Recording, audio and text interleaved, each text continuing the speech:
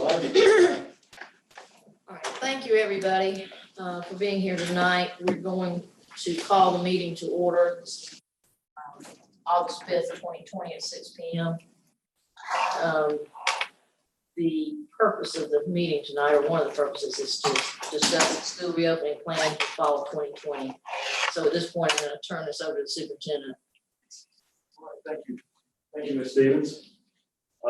Again, thank you all for being here for another call meeting. And as we continue to navigate our way through these waters that no one has ever seen before, it seems that every time we turn around, we have a new challenge. So I wanted to go ahead and give you an update on where we are and a recommendation moving forward. So, want to, of course, for everyone here and everyone watching especially, student and staff safety has always been our #1 priority as a school system. When this board hired me, that is what I said, and that's hopefully one of the reasons you hired me, was because it's what we know, teaching and learning and growing our kids and everything that we do hinges on having safe and secure buildings and kids for our places for our kids and our staff to teach and learn. Our main goal since the start of this corona crisis, if you want to call it that, has always been to get our students back into school buildings as safely and as quickly as possible, because we all know that there are a lot of things outside of just this virus and disease that kids need. And I've heard every one of you all say that at some point, and everyone on our staff and all of our teachers agree that we know that our kids need to be in school. That goes without a doubt. Just want to reiterate that as we move forward. Going back to, and you all have seen this several times now, we have had our plan posted for quite a while now, and we always go back to the piece that says that this information could change at any time. I think we've done a good job of trying to give our students and our parents choice in how they come back to school up to this point, and everything along those lines. And got a lot of people working a lot of overtime every week to figure this out. Just to give you an overview, bird's eye view of where we are. And June 16th was our first meeting where we first gave you all a copy of our action plan for the district. At that point, we were in the green. We expected to start back then on August 4th as normal, as we planned, and just have a bit of more preventative measures and these type of things. Unfortunately, as we moved along, we got to the point on July 20th where we had a call meeting, and we needed to, and you all approved for us to delay that start to August 17th. We were in the yellow and had been pretty firmly in the yellow for a while, but we needed more time to get ready for that. For what we needed to do. So many students, a little over 25% now, had opted to go digital learning from home. So we needed some time to do that. Fast forward 15 days or so to August 5th. And unfortunately, we are pretty firmly now in the red, the substantial spread of this virus, according to our data. So we still have the start date, and we will discuss where we go from here. This is straight off of our original plan that we posted, except with the changes for the start date to August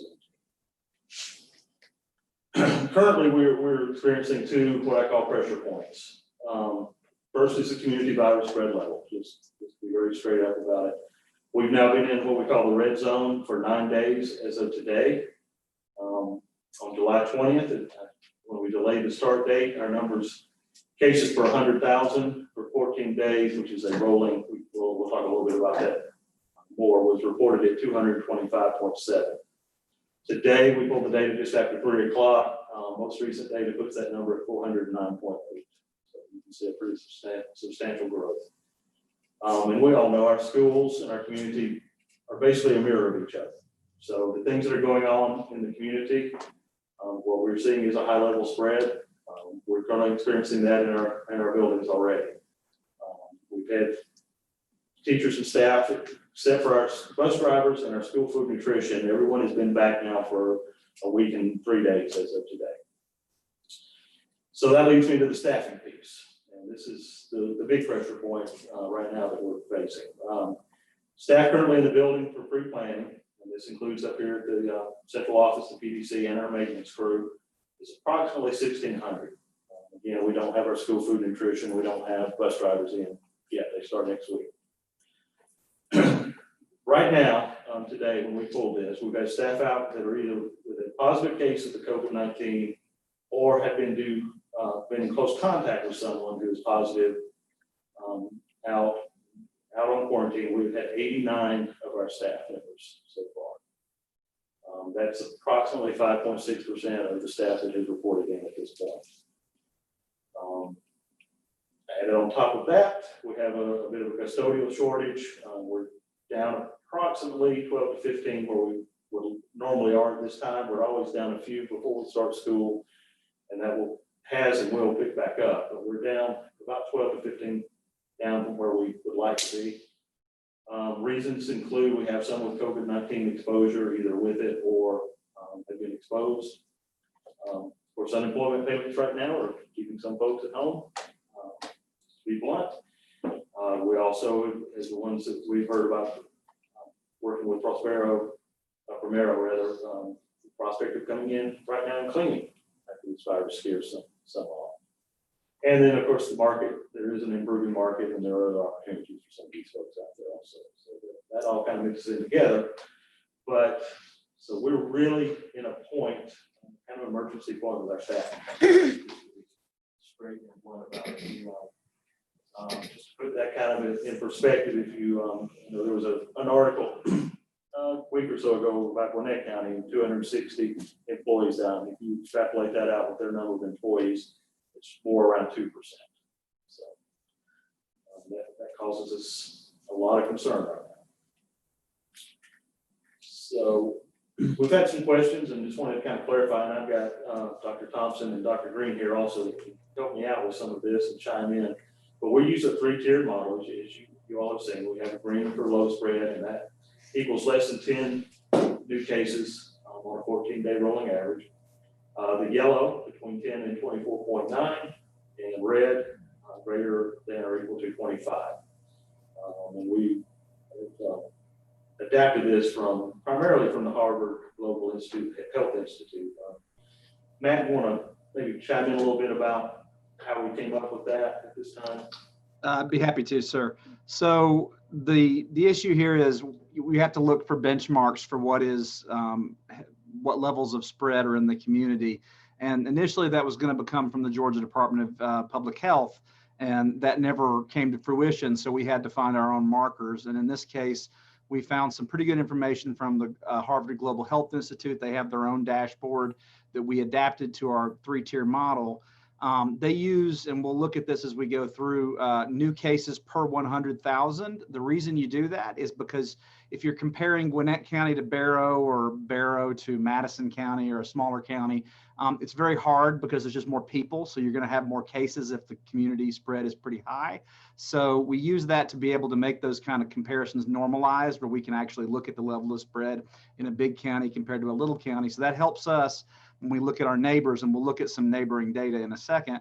But it also, that's what health organizations are going to give you, because they're trying to provide advice for different sized communities. And so that was adapted straight from theirs. We do recognize that, like, because cases are variable, because there are reporting quirks where sometimes things don't get reported on a weekend and you'll get a big backlog that comes out on Monday, that sometimes you have a necessary need to sort of look at a trend. So we tend to look at the previous 14-day average rolling, which means every day, the last day drops off, the new day comes on, and that gives us sort of the trend for the previous 2 weeks. So that's sort of how we have conceptualized what are the markers for green, yellow, red, low spread, moderate spread, significant spread.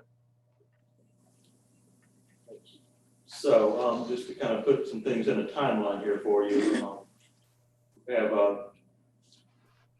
20 days before our reopening plan, right here, 6/16.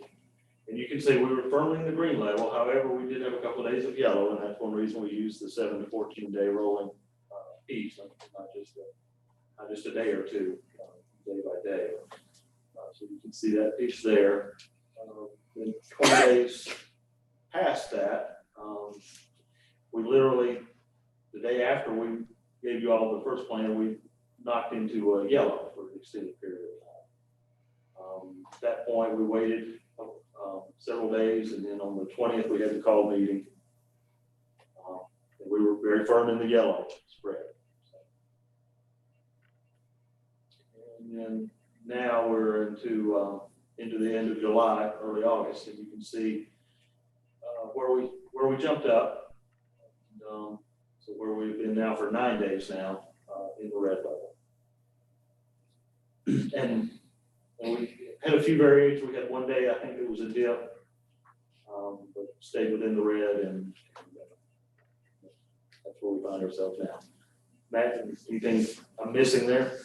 No, that's exactly correct. And you actually, if you, on the previous slide, you saw there were a couple of days where we were, on the first slide, where we were green and then we hit yellow. So, you know, these are categories, which means you can have a lot of jumping around. So we really don't try to panic when we have just one day at a different level. We try to see what the trend is going to normalize. Is that just an anomaly with a particular day? So we've been just hoping for the last 5-6 days that we were going to start seeing a downward decline.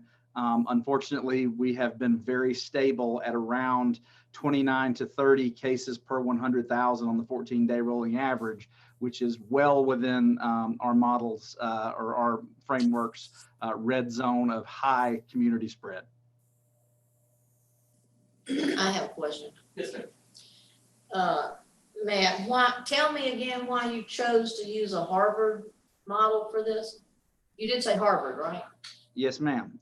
Because we had to look through various models, and there are others. I will tell you the others that I looked at, we didn't come off any better, but we needed some form of a guideline to be able to make these kind of classifications, because that was what we had anticipated getting from DPH. And so we looked at the various plans, and we felt this was the right one. It's like anything else. There can be debate, but you know, the question is, do we have significantly higher spread than we did in June? There's no question about that. You can just look at the raw numbers. We have quite a bit more, but you know, we felt that was the best model to adapt because it seemed the most valid.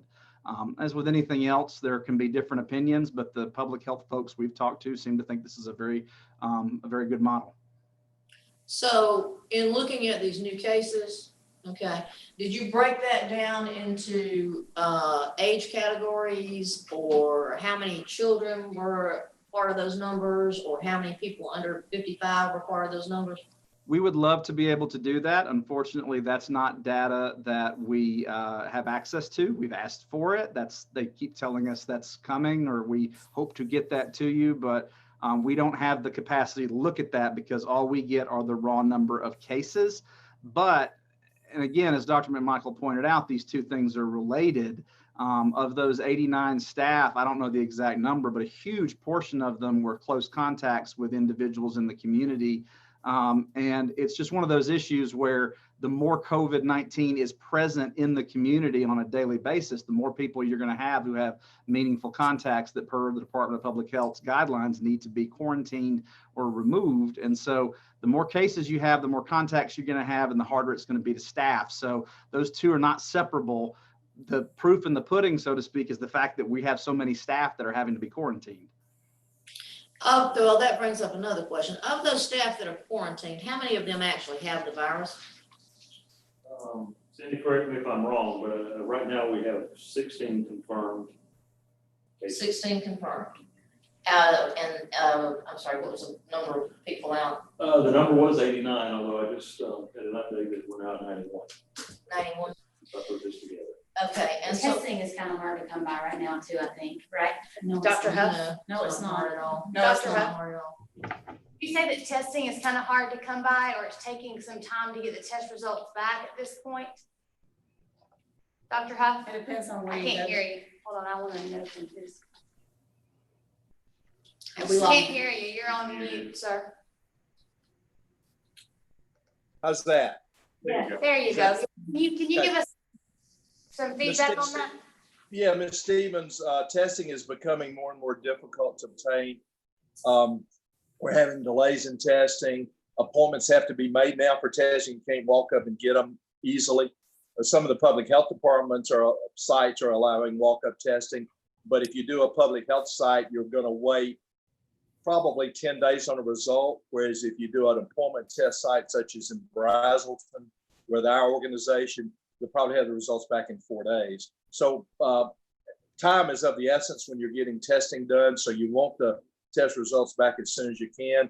But the fact remains, urgent care centers are overwhelmed by testing. It's getting to be very difficult on these employees. They're working unbelievable long hours trying to get these tests done. It's getting more and more difficult to have a test done, and the delays are common. Let me just say something while I'm speaking too, if you don't mind, Ms. Stevens. I'll say this about Matt's choice of the model with the Global Health Institute. It's a national, if not an international, recognized model that's used to sort of judge the spread in a community. And I think, Matt, if I'm not mistaken, there are other organizations also that sort of use that 25 case per 100,000 cutoff. Yes, sir. It's a fairly common standard. It's not to say there's not others, but I will tell you that the ones I looked at are not radically different. Right. Okay, so if that's the case, I'm looking at this new cases from 7/27 to 8/4, for example, and we've got 22, 39, 25, 26, 31, 35, 16, 15, 25, 28 cases. 50, 100, 60, 70, 80, 90, 200, maybe 230 cases there, somewhere 240 cases in 1, 2, 3, 4, 5, 6, 7, 8, 9, 10 days, which is an average of 24 cases a day, right? Out of an 84,000 plus population in Barrow County. So if we look at the percentages, what percentage over since this started of people have actually gotten this virus or been confirmed to have the virus in Barrow County? Do we have those numbers?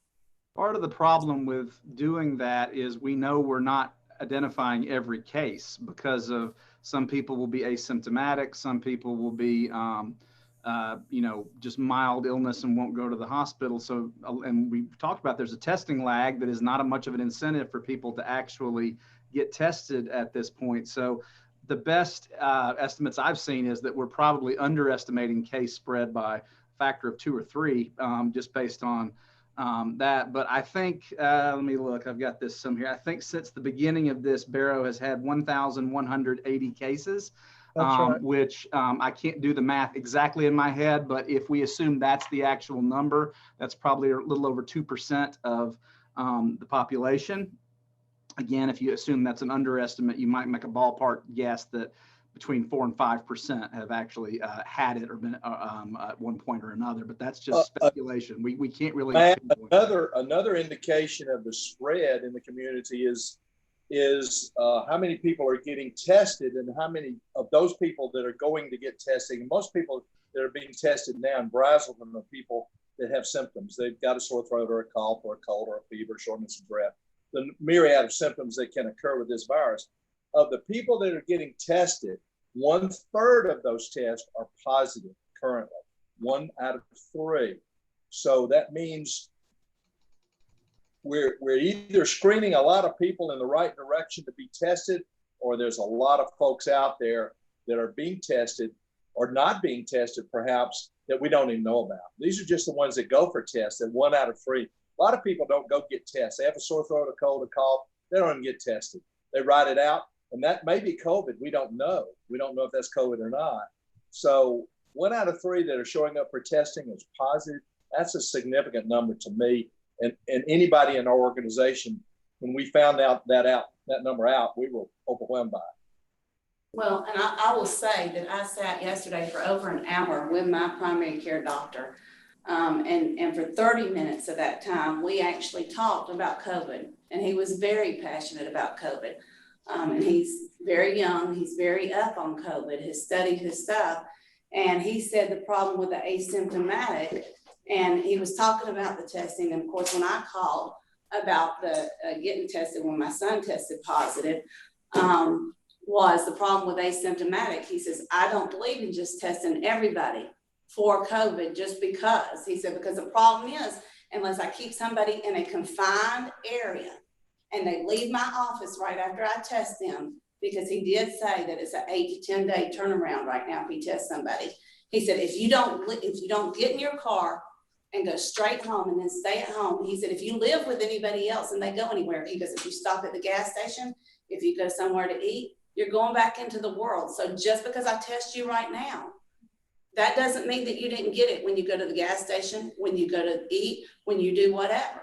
So those tests don't mean anything that I test you and by the time it comes back 9 to 10 days later and it was negative, that you're still negative.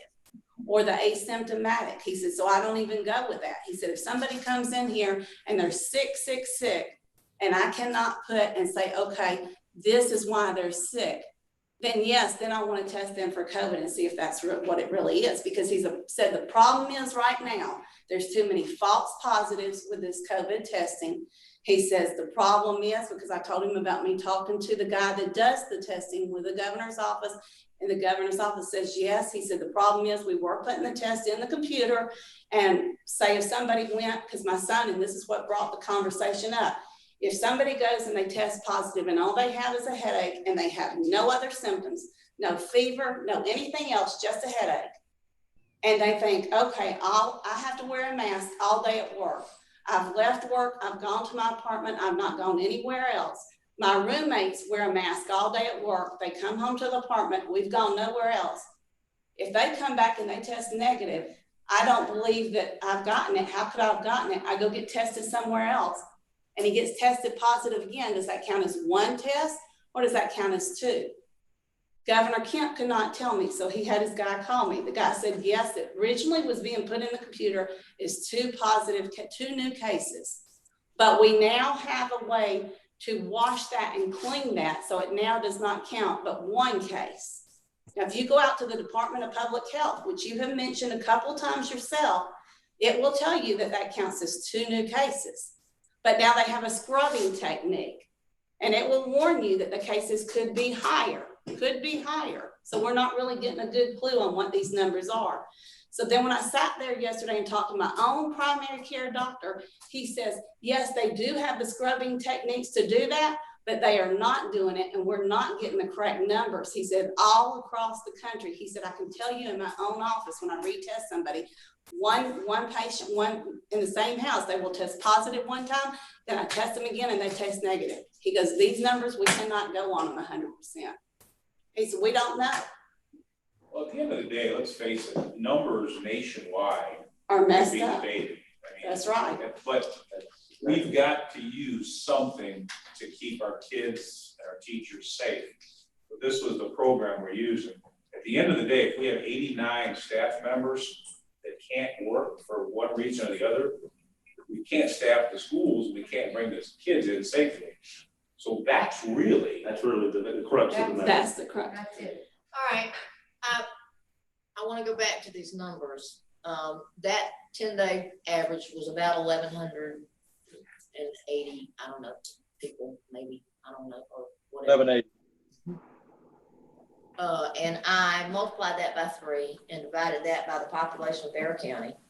And that comes up to 0.0421% of the population at this point that has been tested and either has it or doesn't have it or was tested twice and it showed up twice, or tested once and it showed up positive or negative and it was positive. I don't trust these numbers. First of all. Secondly, somebody needs to explain to me why we're not using the Department of Public Health numbers from the state of Georgia and the CDC nationally to come up with the numbers. We actually are using Department of Public Health numbers.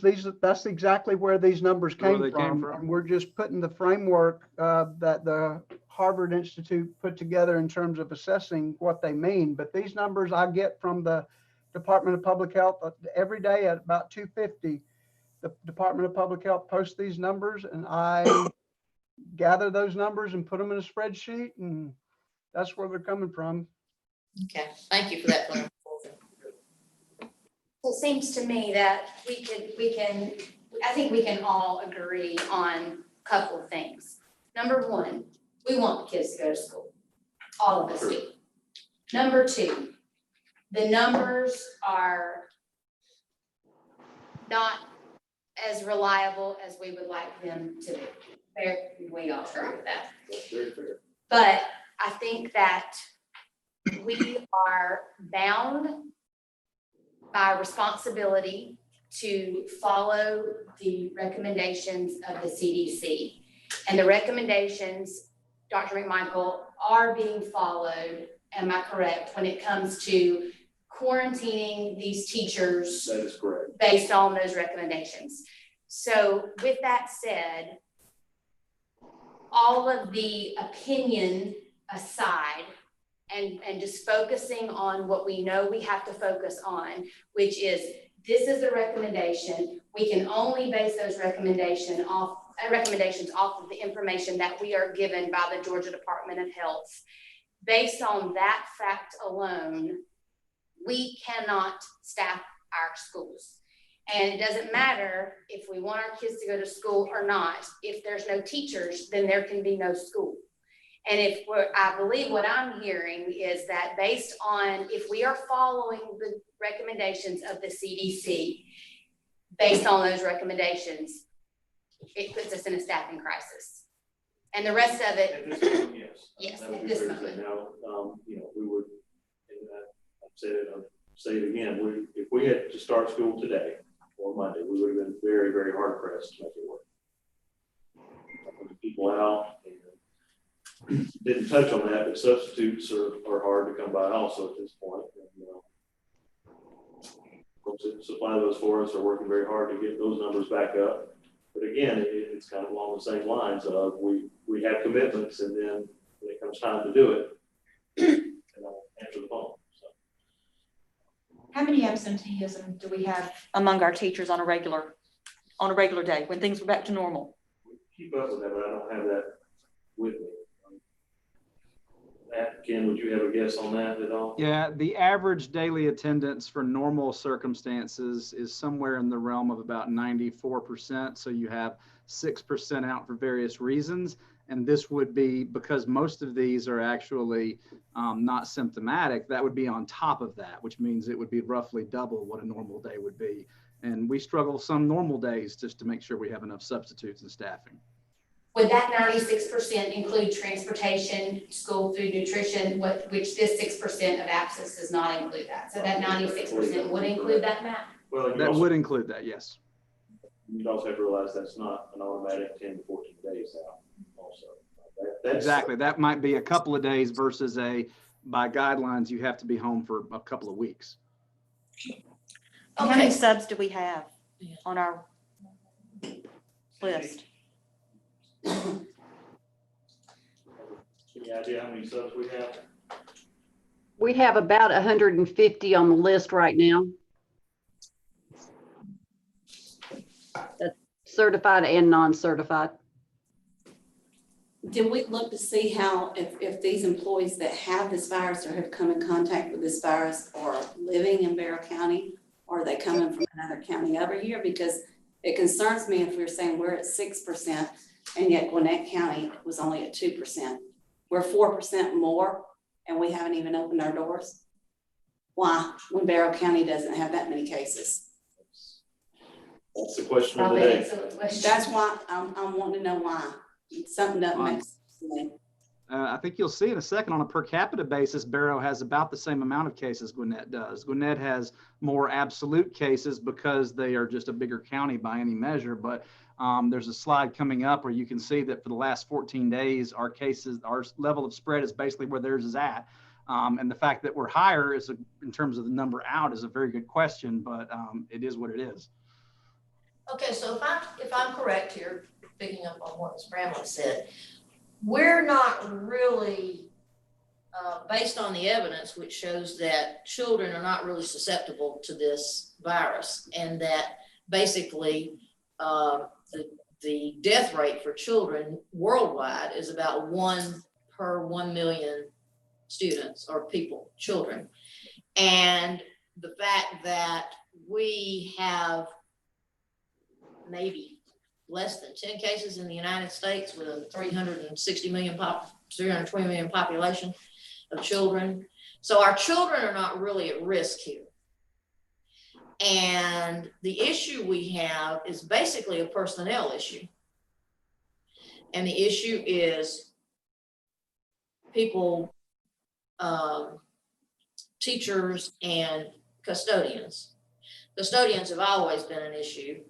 Maybe we just need to look at what we've done in the past is adding to the folks who have contracted with us by adding some of our own staff to that, which would solve that problem. My concern here is the same concern I've had all along. First of all, we've taken 25% of our kids and put them into digital learning, so they're not going to be in the schools to be either exposed to this, and it also opens up a lot of space in our schools. Teachers, there's got to be a way to get around this. Maybe we need to talk with retired teachers who want to come back and substitute. Maybe we want to talk to folks at the University of Georgia who are seniors, graduating with teaching degrees, who want to get a little early start on teaching in classrooms. I mean, there are things we need to be flexible about doing.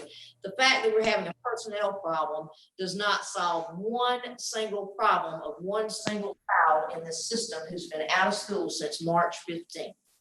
Okay, there are tons of there is tons of information out there about the damage being done to children because they're not in a classroom, especially our elementary school students who learn best in elementary school years. They're already 5 months behind, folks. We cannot say, well, we need to put this off because we've got a personnel issue. I'm sorry. It just doesn't make sense. This is not a COVID-19 issue. This is an issue of personnel. And we need to address that and get these children back in school. That's where their parents want.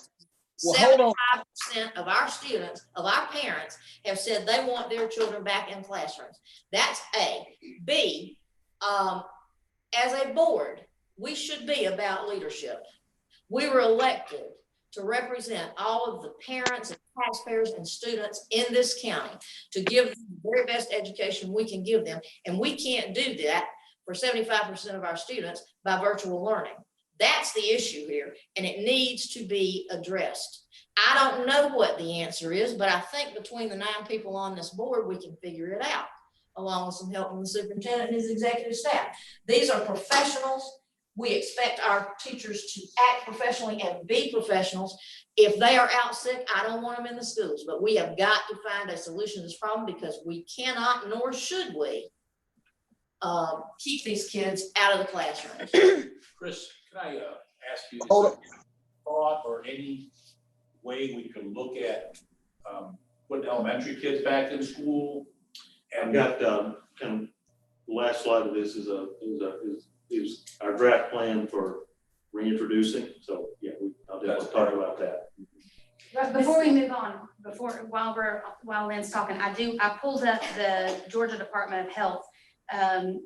The ex-pediatric nurse in me had to know this about children not being susceptible. So in Georgia, under the age of 1, there have been 774 confirmed cases and 42 hospitalizations.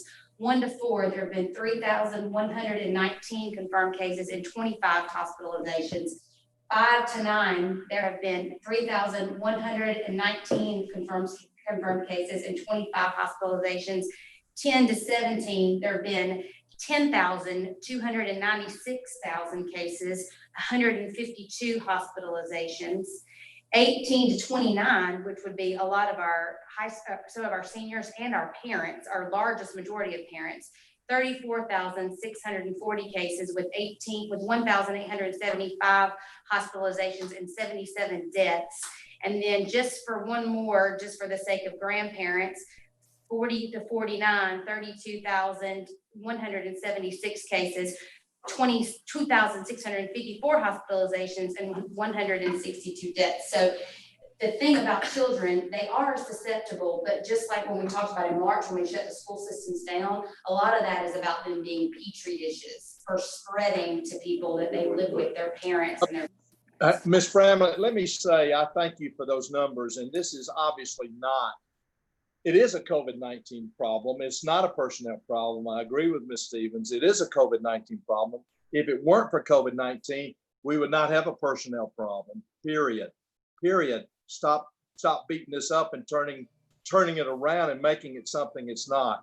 This is all about COVID-19. We would not be here discussing this if it weren't for this pandemic that we're experiencing.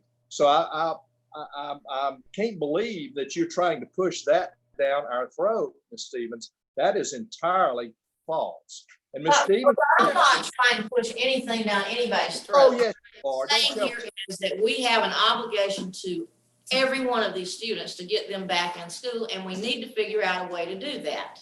And from another medical standpoint too, that Dr. Van Riper said yesterday also was, as a medical doctor, he would ask you, you've got to treat the whole patient, not just look at the virus. And as a medical doctor, he doesn't understand why you're just worried about the virus and not children that are under the stress at home, being abused by parents who are alcoholics in the home because of the stress of this virus.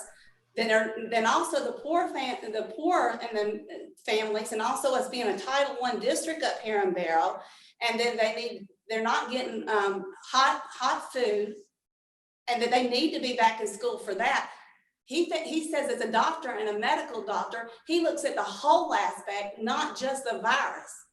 And he can't understand why you're just, and other doctors and professionals he's talked to are homing in only on the virus, and it's something that's affecting less than 1% of our population. We don't have numbers to even. We do have numbers. The same numbers that they're giving us that are from the CDC and from the Department of Public Health. And I went last night and spent hours and sent it to Dr. McMichael of how it affects Barrow County, and didn't even pull. And I could go back to the guy from the state because he sent me his email and everything. I can go back to him and get the numbers that our office says they can't get and have him pull that for us of what it is for children.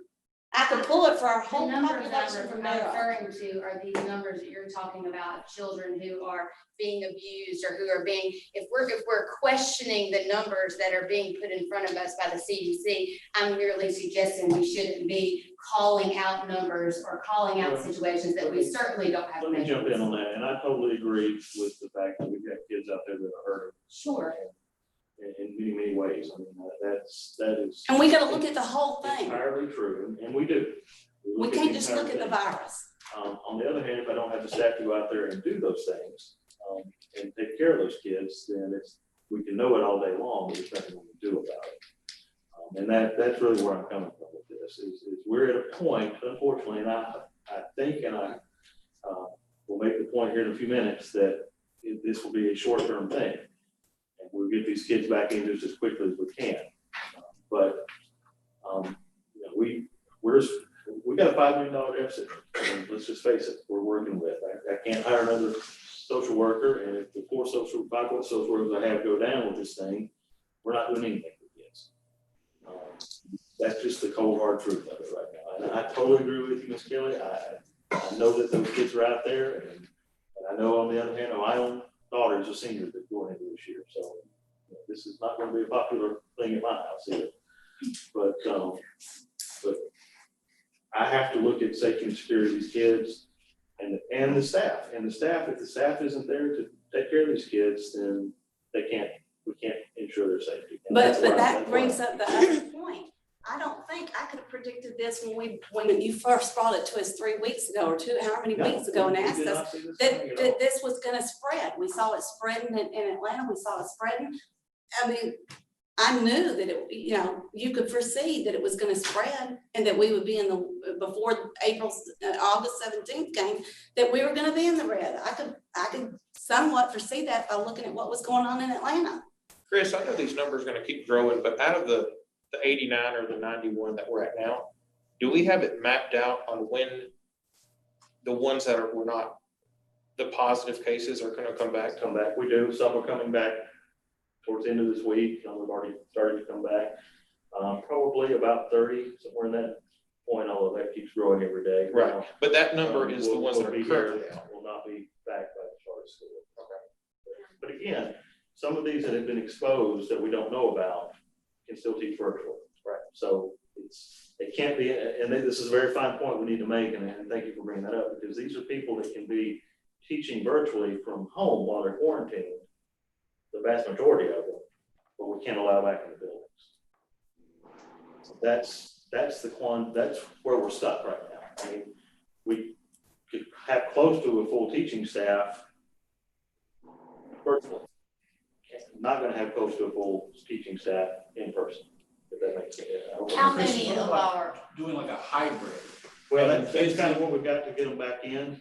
What I said last night. Let's run, Let's go. all right, let me ask one more question. How many of our employees had COVID or were exposed to it between March 15th and when they came back to school? Not sure we've broken it down that way. Cindy, do you have that broken down? No, we're not tracking it at that point. I had 2 that I was aware of. At that point, Matt, you may have been aware of others, back in the spring. There was so sporadic testing at that point, and because it wasn't affecting many of our employees, because you're home, you're working. So if you have a little sniffle or something like that, you don't necessarily go out. People were also scared to go to doctors at that point. So it's very hard to pin down. I know we had some because we logged those cases as they came in. I don't know if it represents a really meaningful number because of the fact that there wasn't as much testing and people were less inclined to go get tested, as opposed to now that they're back at work and the incentives are for them to get tested if they do feel badly. It's just hard to say. And I'll be just very blunt. We were doing better as a community and better as a society of sheltering in place and keeping this thing at bay. Starting around July 4th, we stopped doing that by and large, and that's what we're paying for now. I mean, we can argue the numbers and that's that, but you can see whatever numbers you use, you see the trend, and it's there. And I go around town and I see people not wearing masks everywhere. We can debate masks till the cows come home. My opinion has changed and gone back and forth on that several times, but the two trends go together, and it is what it is. Just want to kind of give you a comparison where we are with our neighboring counties. Right here, as you can see, we're right there with Gwinnett. Most part, Tony Jackson are below us, we're below us, although it looks like they kind of kicked up a little bit here, if I'm gonna get that correct in that. So we're running middle of the pack. The ones above us consistently been hauling and far. Matt, this is so much information, and I just spent a couple of hours myself doing some research the other day, and I really applaud you for putting all this together because it's a lot, and you've done a really great job kind of becoming a little virus expert here and bringing us these things, and I really appreciate your hard work. I know it's a lot. It's a lot. Well, thank you, Ms. Bramlett. I'll say 2 things. One is this has been a collaboration between Dr. Green and I. Dr. Green is the one who every day is logging this information, and we've worked hand in hand on all of these models. And the second thing is we completely agree that we would love to have better data. We don't actually think we have everything that we need. And this would be a lot easier to do if we had data that was more specific to Barrow County than just new cases. And we could look at what Ms. Stevens is asking about. We just don't have that. And so in a environment where we don't have data, we go with what we have. And we feel good about what we have in the model we have. We would love to have much more fine-grained information. So that's something that I think everyone should be advocating to their congressmen and their state senators and representatives for. We need better data to make better decisions. Thank you, Dr. Green. We appreciate it. I'm just gonna say this and then I'm gonna be quiet, but I think that, we are in this room, we are leaders.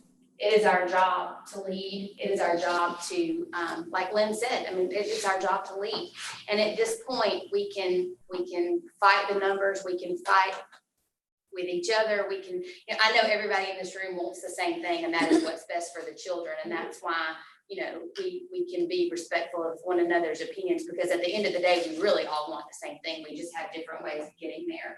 But at this point, I feel like, I said this in the last meeting, we've got to create some stability so that our families can make a plan. And then we need to rally together, and we need to make this the very best that it can be.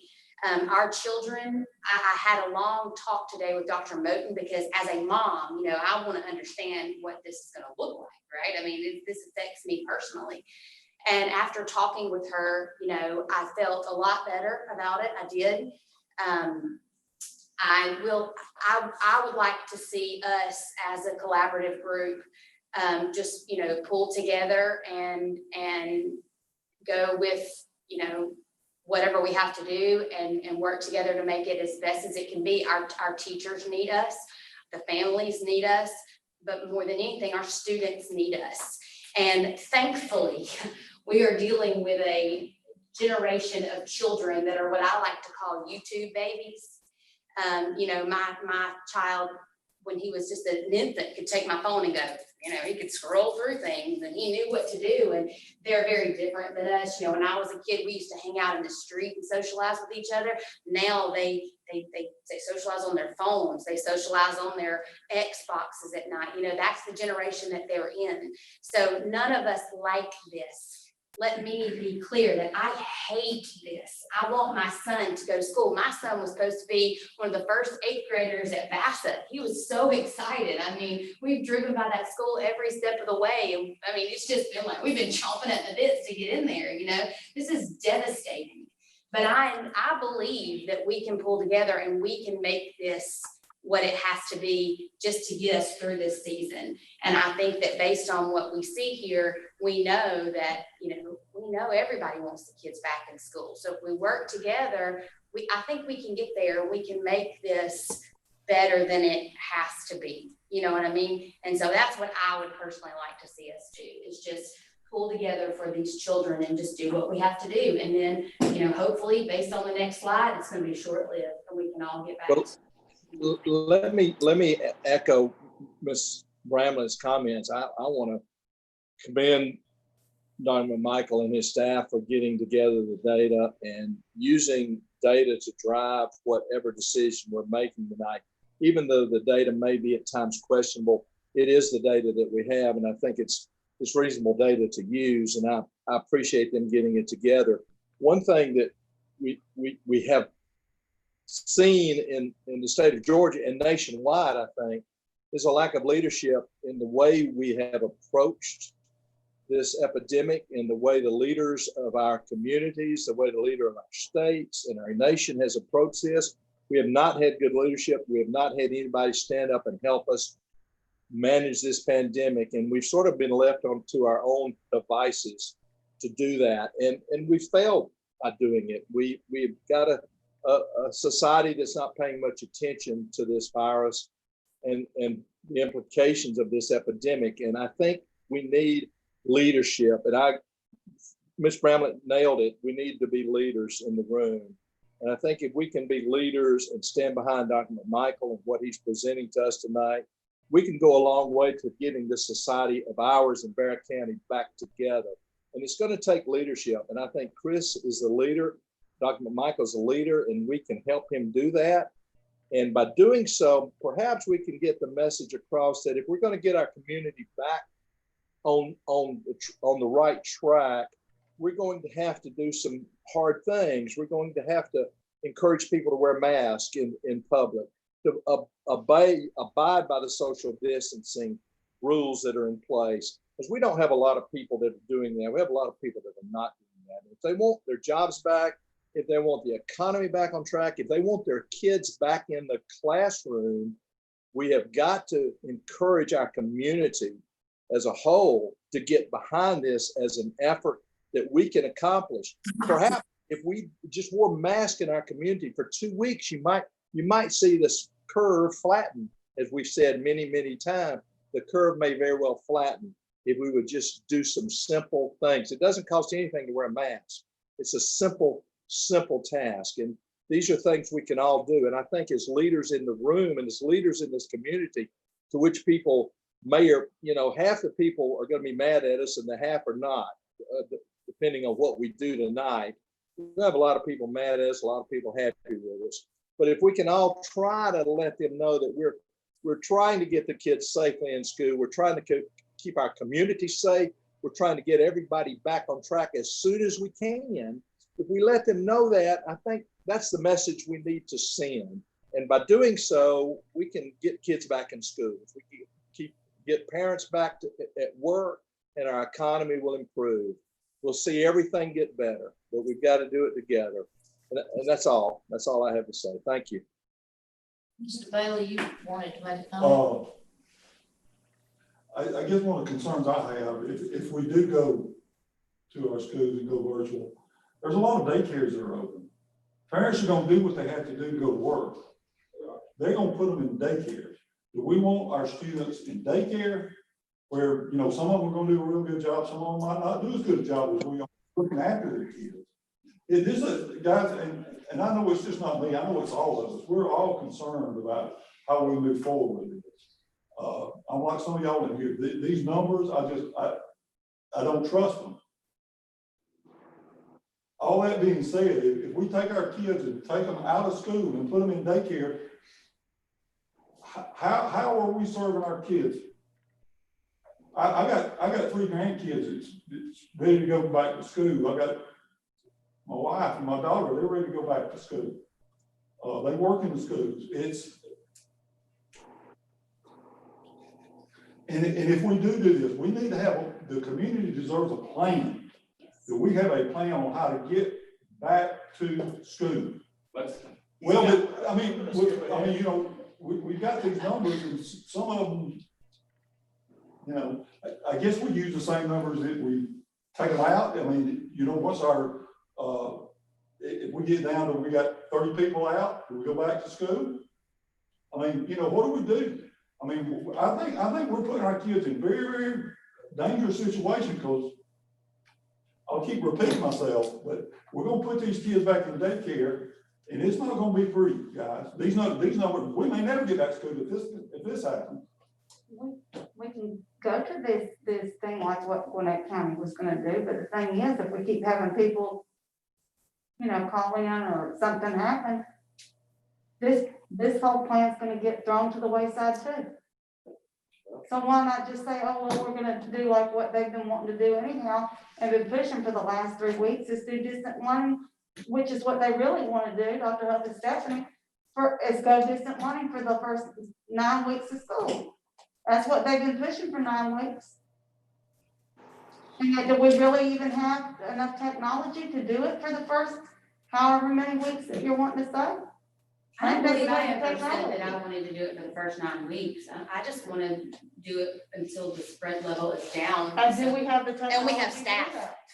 I want to do it until we have staff. I think when John St. Clair came to us the other day, I don't think we had the technology to even do that. We were trying to get it. How do we now have it to do it for the first even couple weeks? Well, again, I go back to the fact that we will get straight with technology, although we have some on the way, and we managed to get through it in March with getting technology out. But again, I'm going to go back to where I started. Without the staff, and Ricky, your point is extremely well made. That some parents will do that. But again, if we don't have the staff, and what's going to happen with the daycares is the staff's going to get sick of the daycares too.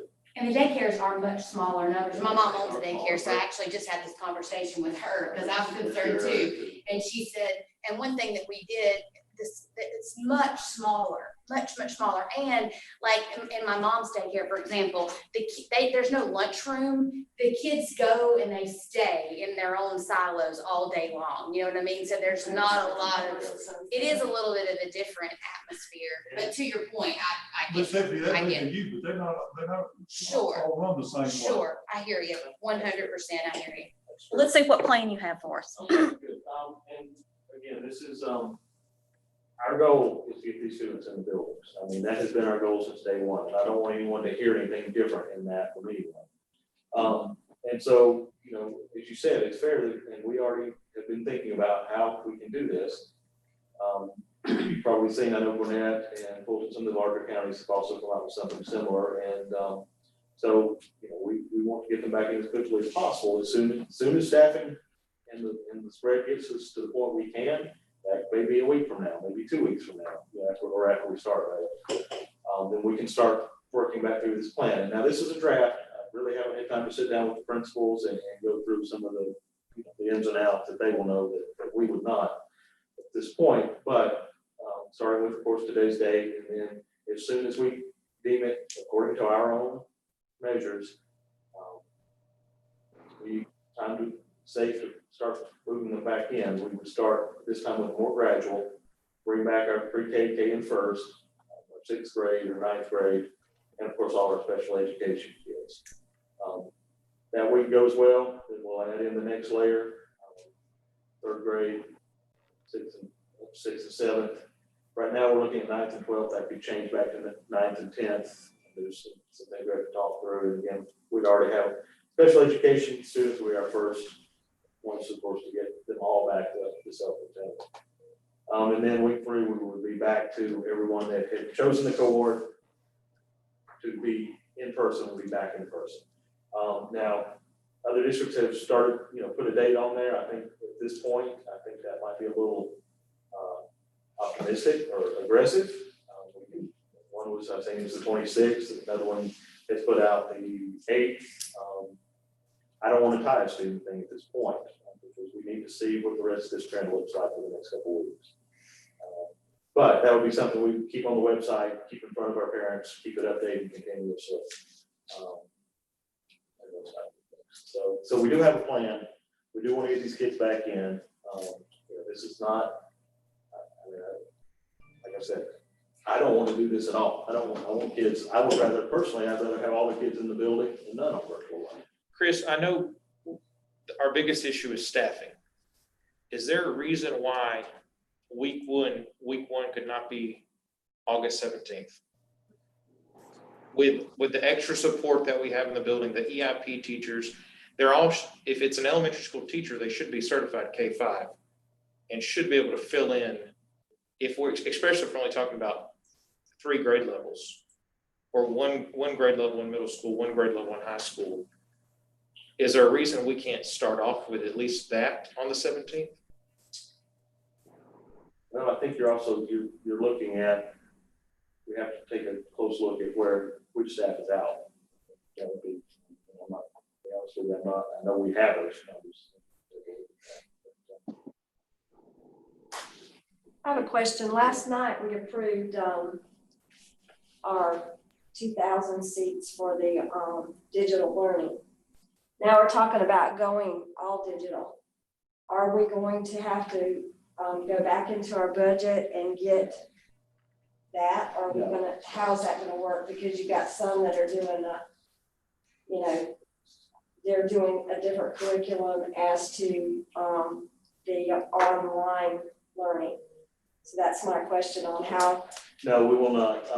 The admin piece, as part of our agreement, we would have access for everyone on that, and that's the middle and high schools. But the elementary is, we're not using any of that, so there's none of that anyway. We've got some accelerated training to do, but we would not have to go back in and specific thing. So we'll have enough for everyone to go digital. Right, it's for seats, and we'll be able to work that. Okay. All right. Dr. Moore, on the bottom of your draft here, it says return dates will be predicated on COVID-19 conditions and related data. Can you Can we get something a little more Yeah. pinpoint It than takes that? us right back to, basically to these slides. I mean, is it 10 days in the, That's what we've been using, 9 to 10 day spread. Yeah, that's been our internal measurement. That's what we've used to make our decisions. so if we go 10 days in the yellow and your staffing's problem still the same, then what? Well, we'll have to look at the staffing piece. Again, that's a draft, when we just put that together. So would it be safe to say that predicated on yellow for 10 days and our staffing seems to have Sure. leveled out, that we would start back? Correct. Anybody have any other, is that it? Mr. Mayor? Anybody else have any questions? Ms. Stevens, I think we can all agree that we all want our kids back. We know that our kids need to be back. Our parents want our kids back. They need to be with their teachers. The teachers want to be with them. School is not going to look normal when they return. It's not going to be what they're used to. Even if we didn't have a staffing problem, school is not going to be what it was for now. The number of cases within our school system concerns me, and thinking about if cases are continuing to rise in a week from now, once we do bring our students back in, what's going to happen then? We certainly don't want to open up and go 3 days and shut down, or go a week and shut down. I like the idea of giving us a few weeks virtually to see what happens.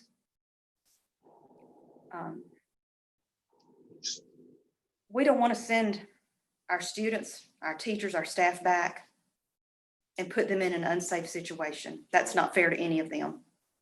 As bad as I want the students to be there, as bad as they need to be there,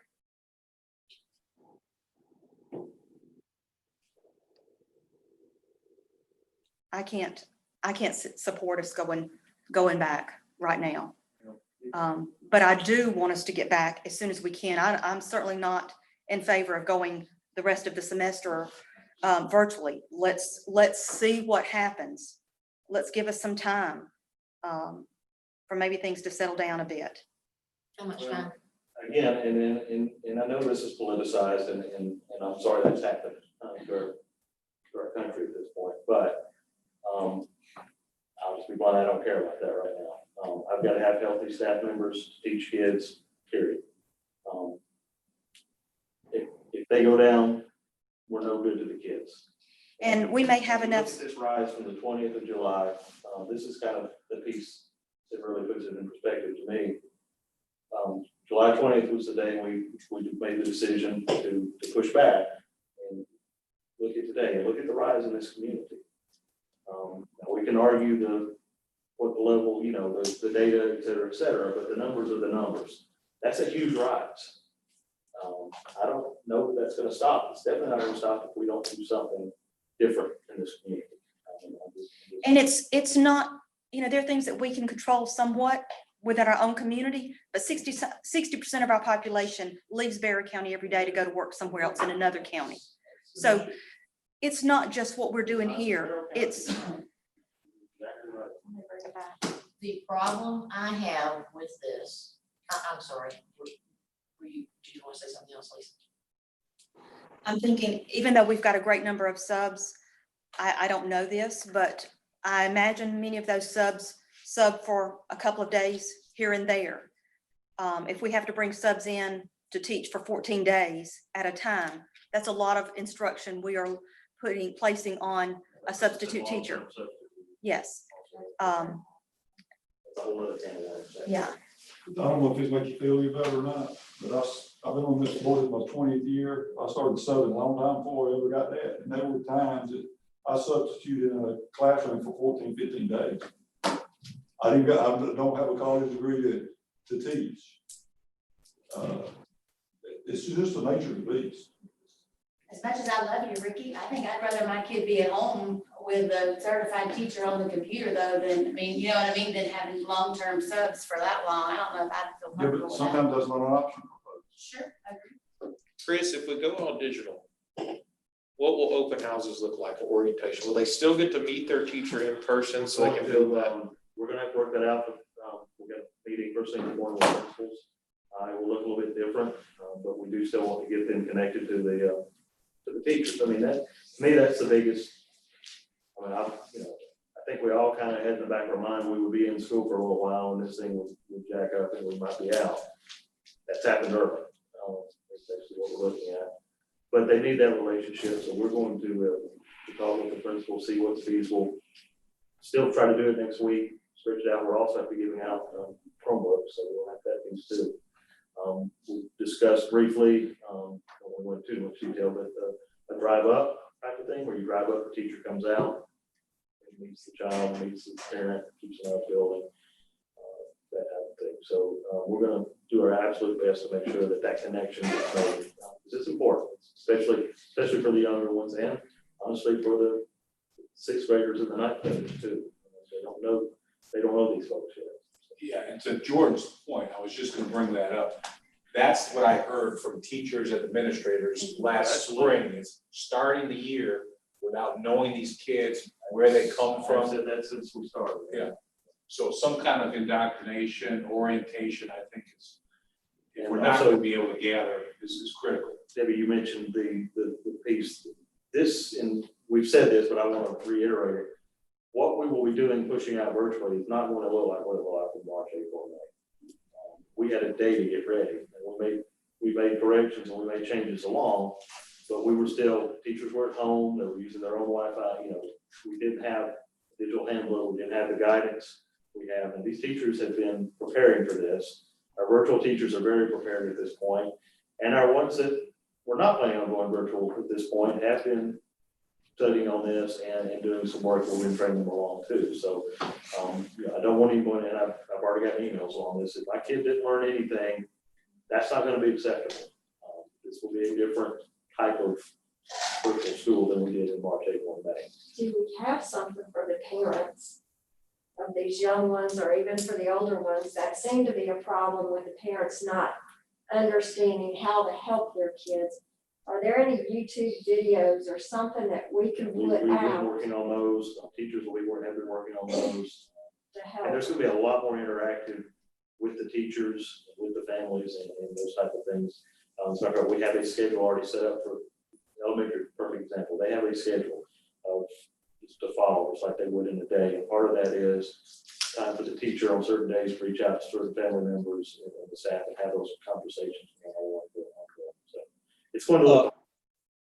If we're only talking for a couple weeks, why don't we just postpone the school year? And especially if we don't have the technology, why are we talking about just doing this? Teachers have been very against that. I've had some teachers reach out to me. They seem to be very against that. Well, the teachers are against a lot, but I just got a message from a teacher just a second ago that says, tell them in 1900 when the Spanish flu hit, they still went to school in person outside, just saying, and the flu kills more people every year. We have a lot of curriculum to get into, through to these kids, and I don't think we can push out. Even if we have to start digital, they gotta see this curriculum in some format. Get through And that's been you nailed it. You're in the schools, that's we've got to get them at least exposure there. And Ms. Stevens is correct.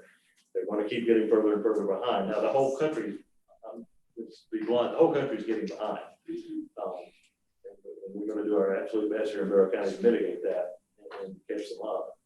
But so that's an entire cohort of it's an entire generation that's been affected by this. There's no way around that.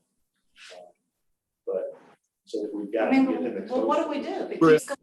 What do we do? Do we just tell these kids, what should we do? Because this was mentioned to me also last night by somebody. What do we do? Do we just say, well, we're going to cancel school for 5 years and tell these kids that when you're 26 years old, you can finish your education? Because this can just drag on. And I mean, education, every other profession that has been deemed an essential service, these other people have figured it out. I just don't get it. We need to figure it out. Dr. Michael, can you guys get some literature out to the parents that gives a better idea of what digital learning will look like? just so that everybody is clear that it will not look like it did in the spring. We have that, of course, as the digital learning being pushed out for the next 2 weeks, over the next 2 weeks, we've already got that kind of scheduled. We'll just have to broaden that. Yeah, right. All right. Chris, can I ask a quick question? Gary Huff here. Can I ask a quick question about staffing? Given the fact that we have about almost 6% of the current staff at home, either sick or quarantined, are you planning to keep the teachers in the schools while we do virtual learning? Are you going to let them teach from home? I know that's going to be a hot topic coming up tomorrow. Yes, they'll need to be in the buildings, and I know some of our teachers won't like that, but again, we were in emergency mode before. We're not. They have, majority of them have classrooms that they can go into, close the doors, especially with no kids there, and teach virtually. And that was our plan with the virtual teachers now. For that cohort, that they would be at the schools. Principals need them there. They need to be able to access things at school instead of trying to recreate a classroom at home. That's not fair to them. Also, we can't allow our digital program to be at the whims of various different internet services and these type of things. We need to be able to use our technology, our backbone. We have a very good backbone here in internet backbone here in Bearcat. We're very blessed with that. And but we're part of that research corridor between Georgia and Georgia Tech. And we've been on that for years. That's been one of our strengths for many, many years. And so we want to make sure they have access to that. And people and accountability issues also. We have the world's greatest teachers, and I say it all the time, but we also have accountability program that we have to enact. And taxpayers expect that, and the business side of that expects that, and our principals have to have access to these people to do that. So yeah, they'll be in the building. Now we do have some that have ADA and medical reasons for not being, and we'll work with them. And the question's going to come up. We're definitely going to work with them, their own personal children. Again, if they have a child that they need to bring with, if they're in another district, something along those lines, we'll work that out. Because again, we are the business of children, so we can't be real stingy on that. Appreciate that answer. Thank you. I have two problems with this plan. The first problem is that we have too many TBDs up there. We need to have a date certain when we're going to start getting these children back in school. And to Jordan's point, it would seem to me that we should be able to, even given absenteeism at whatever level it is, we should be able to get start with our younger students, kindergartners through, third grade or whatever, in the buildings right away. And then increase that weekly until we have everybody back in school. This to be determined thing could be a month from now, 3 months from now, depending on rolling whatevers. And again, I go back to the statistics. As Ms. Bramlett said and pointed out the number of through age groups that get this, if you look at the of deaths or even hospitalizations on the parts of children, those are extremely rare. If you look at the deaths, and when I say children, it's not just young children, it's actually up to the age of 25 or so. So, and of the, even hospitalizations are rare. And then if you look at the number of deaths, it's just not even on the charts. So we need to have a plan and a date certain. Now, if that means we do digital for a week or 2 weeks, and then we start getting kids back into this.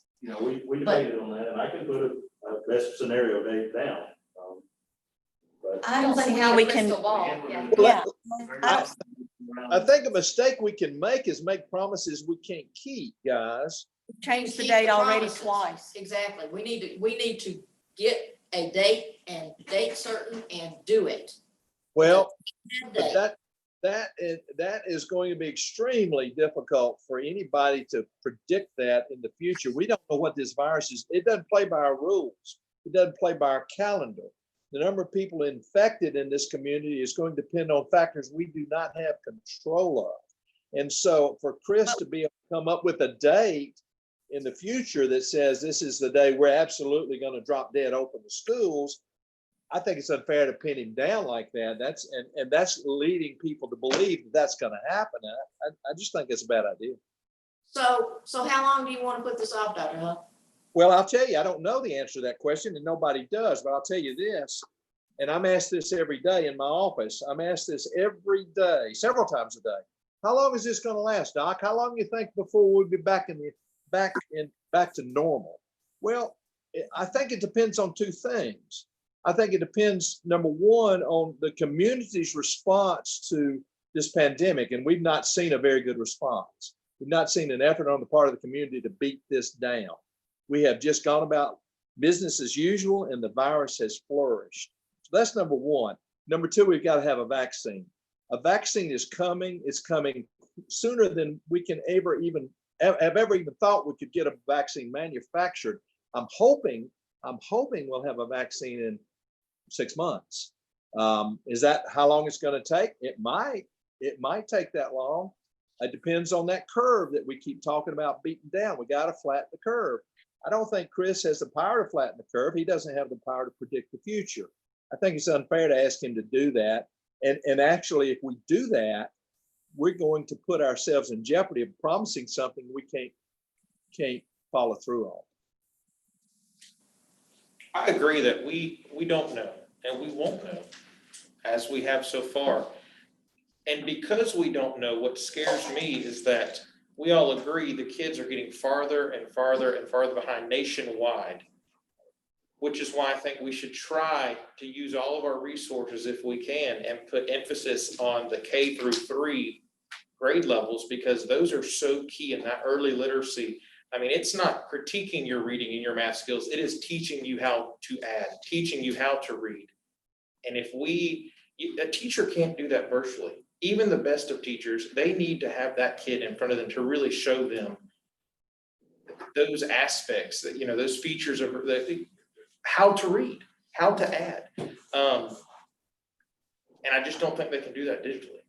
I think a 4th through 12th, even though it's not best case scenario, they can still learn and get to par where they need to be with the curriculum. But I don't know if a K through a 3rd, Well, and I had a second to think about what you brought up earlier, and I'm very, very agreeable, and that definitely why we want him to be back first. But the staffing piece, we can definitely spread them out, but those folks are also going to be having to teach virtually. So again, unfortunately, it comes right back around to the staffing issue. They're going to have classes. It's not that they're going to be sitting doing nothing. Right. So, and Dr. Huff pretty much nailed it. I had this discussion with principals a while back. We're going to have to mourn what schools used to be at some point. I don't know that this is ever going back to the good old days or the way it used to be. I hope and pray every day it does. But it may be that we are, hybrid models and some in and some out, and some of these things that we're going to have to start experimenting with, and others, we're watching closely some that are doing these things. May be the norm from now on.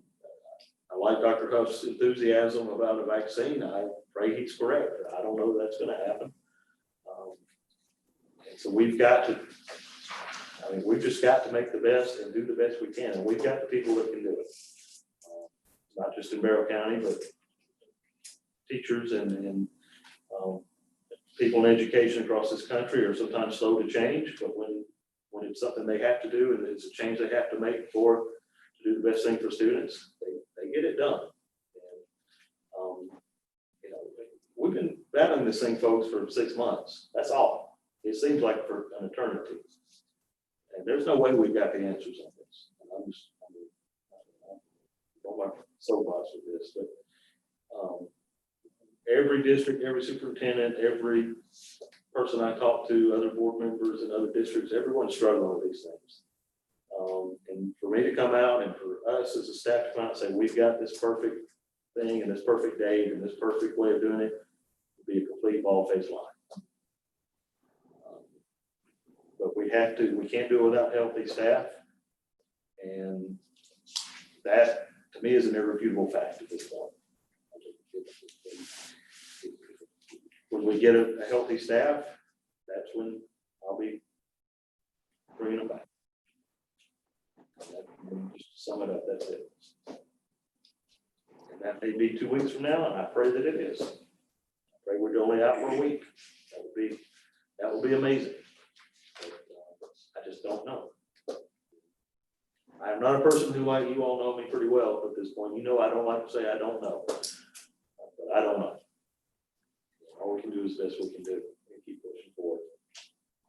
Dr. McMichael, it Gordon, seems. You know that we have to get some curriculum in front of these kids, whether it's virtually airmail or delivered by Bald Eagle. You got to get some curriculum in front of these folks. I don't have the staff to do that right now. That's just the cold hard fact.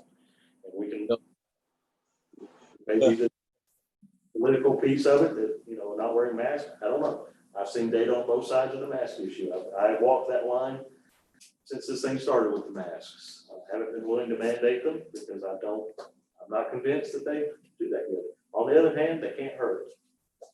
So when we start back, I'll go ahead and say it, they're going to be mandated. They've been mandated for staff. It's been kind of negligible, but at this point, we've got to do everything we can to make sure when we get back, that we stay back. It's unfortunate, folks. This is, somebody asked me, if it one of you, if I would have signed that contract if I knew this was coming this year. Probably not, but we're here. Everybody on this staff is working their tails off to make the best recommendations. That's all we can do. All right, so does anybody have anything else they want to say? I just wanted to make a comment that from where I sit and what I have seen and heard from Dr. McMichael and his folks, you have made great effort in trying to bring our kids back safely. You started ordering the supplies that were needed as soon as you could, trying to get everything in place. It's been a work in progress. I know you've had to, a lot of decisions have had to be made and a lot of changes made to bring our kids safely. And I know that everyone, teachers have their classrooms ready and want to bring their kids back. Yes. And we've heard from the parents loud and clear. We're reading your emails. We're hearing what you're asking us for. And I recognize that many of you are pleading for our kids to go back, and you've got to go to work and you don't have options. We hear all of that. We are with you, but we've got to do this safely and still get our kids back in as quickly as we can. I feel like if we don't do it safely, it's just gonna drag it out even longer, which is what I do not want to happen. I can't tell you that we're going to get in and not go back out, but we're going to do everything we can to make sure that doesn't happen. I can't promise you it's not. We just can't, which could. Any other comments? All right, this time I'm going to call for a motion. Dr. McMichael, your recommendation is that we change the start date in person. Move all students who chose in-person learning to distance learning. Right, and moving all students to distance learning. And also to begin a phased-in return to in-person classes. As soon as we can, safely. Just as quickly as we can. That's the motion, that's the recommendation. I'll need a motion in a second. I'll make the motion. We approve the superintendent's recommendation. I second. All right, we have a motion by Dr. Huff, a second by Ms. Maloof. All those in favor, raise your right hand. All those opposed? The motion carries 6-3.